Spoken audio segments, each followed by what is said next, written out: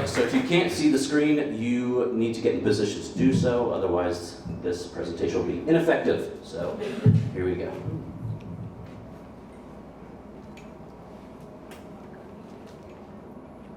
That's me.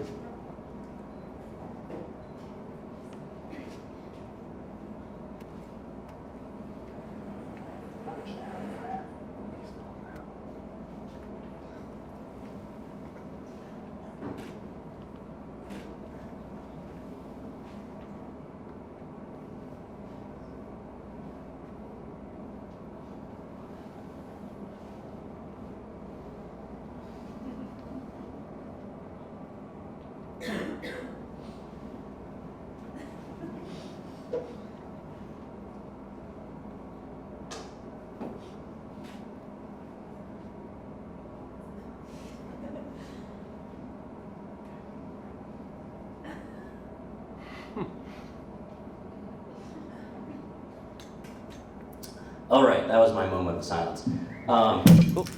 That's supposed to be funny. So, can someone help me out with this real quick? Thank you. Okay. So in 2015, I left a promising career in nonprofit work to join my brother in the world of comedy. My brother's a comedian and booking director for one of LA's largest comedy clubs, and I felt the need to provide the community with more service, and the way I thought about doing that was combining both of our passions, and in doing so, we created Comic Care. Thank you very much. And our mission at Comic Care is to use the unifying power of laughter to uplift and engage communities around important causes. And we do that by supporting local comedians and local nonprofit organizations. So in our 4-year time span, we've worked with over 200 nonprofits and over 2,000 comedians, primarily in South Florida as well as Los Angeles. And in short, we teach, produce, and book live comedy. And you may not expect it, but silence is actually a crucial component to stand-up comedy. Silence, of course, is an instruction we give a crowd to transition them into being an audience. Please silence your cell phones, please keep your talking to a minimum, and absolutely no heckling. And of course, some people have trouble following those guidelines, and we call those people alcoholics. But it's all to make an enjoyable experience for the audience as well as the artist. Silence, however, plays another important role, and if you're not a comedian, you may not know, but silence is the third part of the recipe for a successful joke. A joke formula is a premise plus a punchline and then a pause for laughter.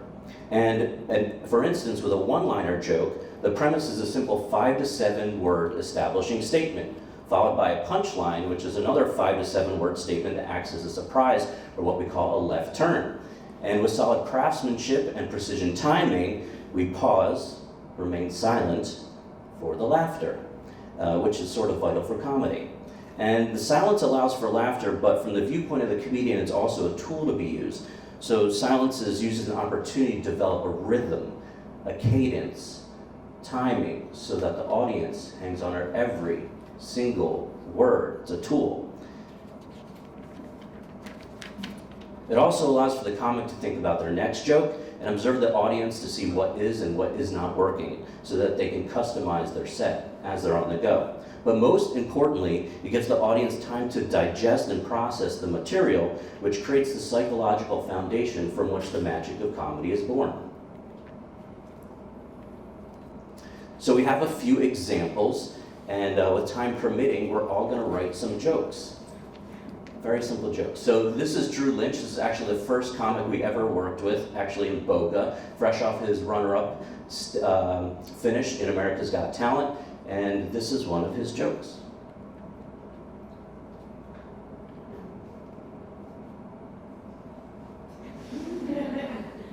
You got a bigger laugh than me.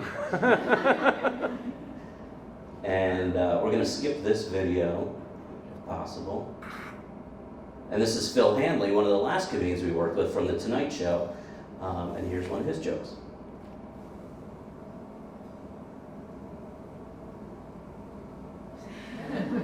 Okay. All right, we're getting there, people, we're getting there. So, Now class, if you have a pen and pencil, let's all come up with a premise, simple premise, or you can use your cell phone. Come up with a very simple 5 to 7 word statement, just like how Phil said, I had a huge problem with high school bullies, or how Drew said, he's not sexually active because he's saving himself. So come up with something from your own life, 5 to 7 word, simple statement.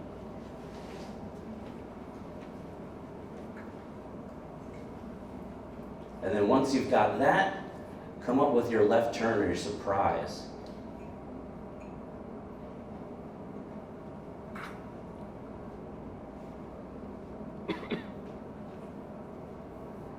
And when you've got yours, raise your hand.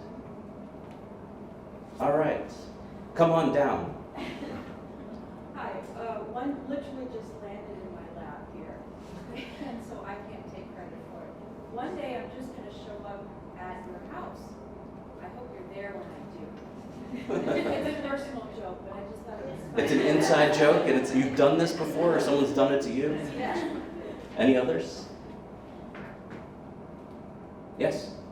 This one's a little dark. I'd really like to shoot all of you in the face. Where's my camera? There you go. Boom. Round of applause for our comedians. So if either of you or any of you want to quit your day jobs and pursue a toiling and fruitless career in stand-up comedy, actually this picture is when we broke the Guinness record for most comedians on a single show, 106 in Los Angeles. But my company, Comic Cure, if laughter is the best medicine, and we are the pharmacy. Is this mine? No. Okay, I had a couple more. But we have a free stand-up comedy class at the Flamingo House in Boca Raton on Sunday, December 22nd. And then we have our Flamingo Comedy Festival Winter Showcase with Carmen Morales from the famed Hollywood Comedy Store coming in on December 27th. That's taking place at the Boca Raton Innovation Campus. So thank you very much, and have a laughter-filled day and weekend.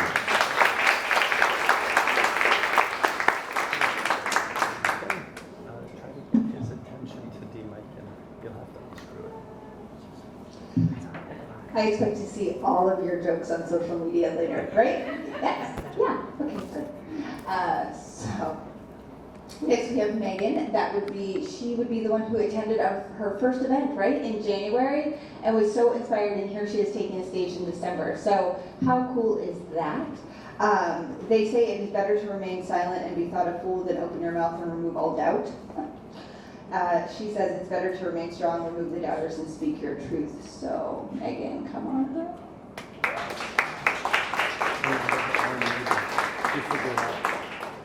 Hi. Okay, so I'm a mom of 2. My son is a junior in high school, and my daughter is in 1st grade. So you can imagine we have a wider range of conversations in our household. So when I can imagine the first time really that I realized my voice had absolutely no value whatsoever. When I was just 15 years old, I was sent away to a military Christian cult boarding school. Even though I was screaming and pleading and begging against all odds for my dad to not leave me there, it fell on deaf ears, and he did. I was there for 5 years and suffered mental and physical torture and endured cancer while I was there. It took a lot for me, and finally when I did leave, unfortunately I just went into another hell. I married a man I met in the church and was soon pregnant after that.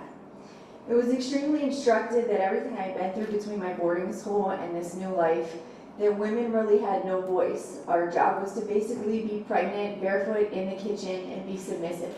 Everything I'd been through my boarding school was extremely I should not talk about. My parents had told me everything I'd been through. It had been deserved because I had been a bad teenager. I needed to get over it. Here I was a mom. I needed to move on and accept my new life. As you can imagine, being a 21-year-old mom who had just endured cancer, spent 5 years in this hellhole, and now I'm just living in South Florida, being submissive to this older man. Yay! So I'm trying to guide myself as a mom and be a really good mom for my son. By the time he was almost 4 years old, I realized as much work as I was putting in with him, somebody else was undoing it. And as much as I did, I wasn't going to be able to conquer the horrible person my husband was and the influence he was going to have on him. Against all odds, we escaped. I sold everything I owned, and my son and I went out on our own. I was able to get full custody, and I even changed his name, which is a woman I find very powerful to give my son my last name. Thankfully, we're trucking along, and I'm doing great as a single mom, and I met an amazing new person. As I have a great job and things are finally falling into place, unfortunately, I'm not feeling too well and suffering a lot of numbness on my right side. I ended up having to have brain surgery and spine surgery.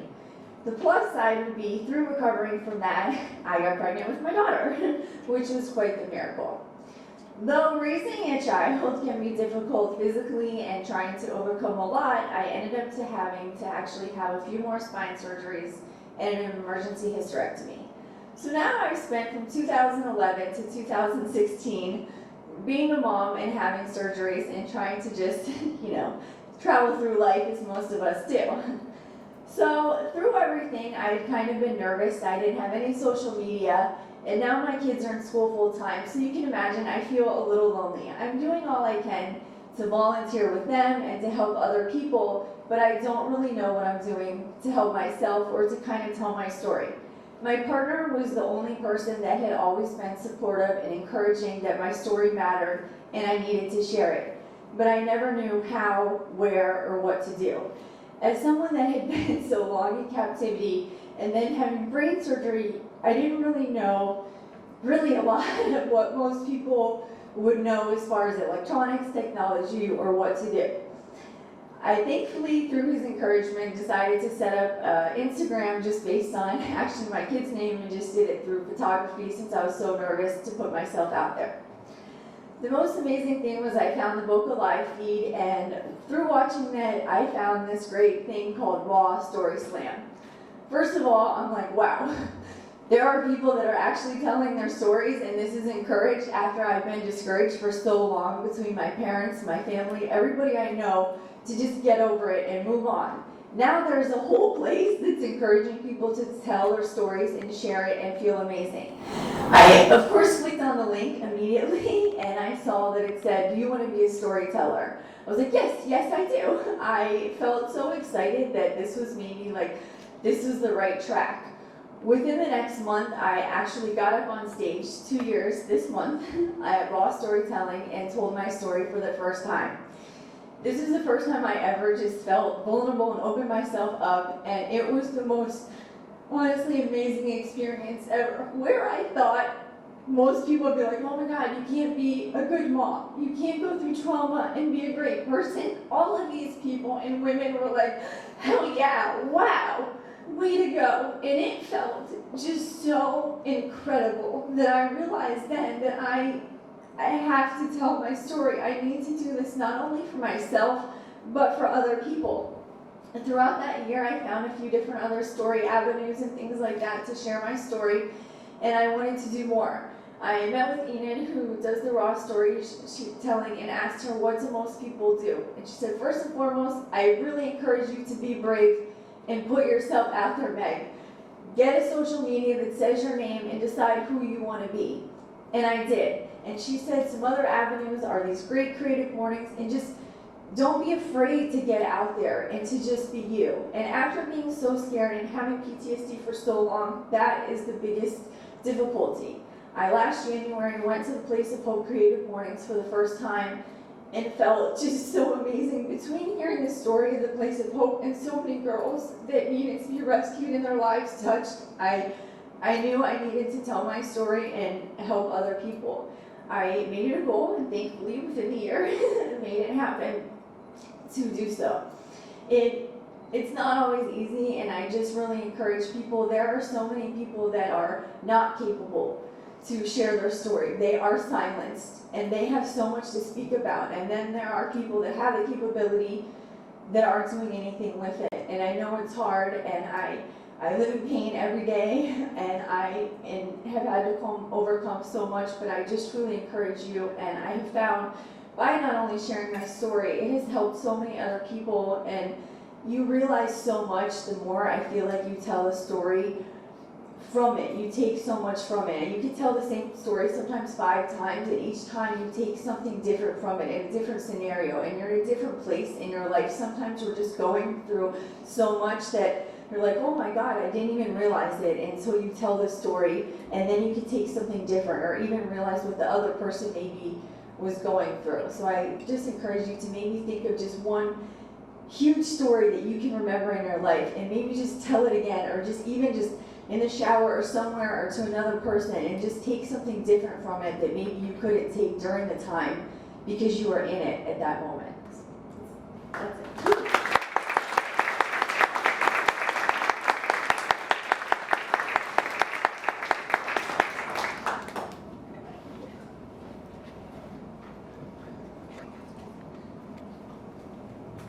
Meg, thank you so much.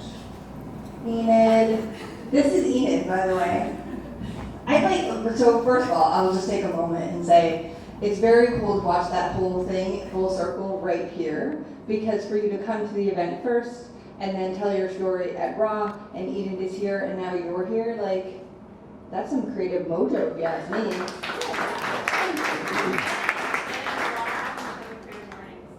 And Raw happened because of Creative Mornings? Yeah. I just got chills. Wow. Anybody else? That is why we do this. Anyway, sorry, I just got all pumped. There was nothing silent about any of that. Anyways. So our third and final speaker is Jenny Ozuli. She's the president of Moxie B2B Festival. And I think, I was reading her bio, and I just think it's very interesting, and I'm really excited to hear her take on silence. And again, I think that's what's really interesting is we've had the two speakers on silence and have them both be very different, right? We had Ben leading us through silence with his storytelling on the screen. Meg has just shared with us how like her silence really kept her sick, and and that is what happens. And so now we have Meg who's going to share with us her take on silence. So here you go.